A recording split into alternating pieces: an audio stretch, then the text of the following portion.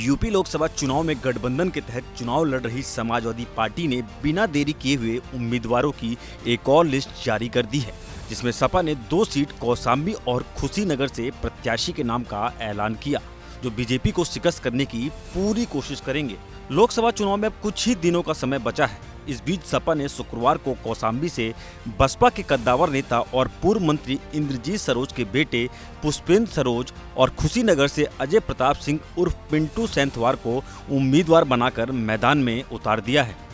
इन दोनों सीटों में दूसरे दलों की बात की जाए तो बीजेपी ने कौशाम्बी से विनोद सोनकर और खुशीनगर सीट से मौजूदा सांसद विजय दुबे को एक बार फिर से मौका दिया है। वहीं बसपा ने अब तक इन दोनों सीटों पर प्रत्याशियों के नाम का ऐलान नहीं किया है। चर्चा तो ये भी है कि बसपा जाति समीकरण बैठाने के इंतजार में थी, लेकिन इस ऐलान के साथ अब बसपा जल्द फैसला लेगी। बता दें कि बीजेपी को चुनौती देने के लिए बनाए गए इंडिया गठबंधन के तहत यूपी में सपा और कांग्रेस मिलकर चुनाव लड़ रहे हैं। सीट शेयरिंग में जहां सपा राज्य की 63 सीटों पर चुनाव लड़ रही है, तो वहीं कांग्रेस को 17 सीटें दी गई हैं।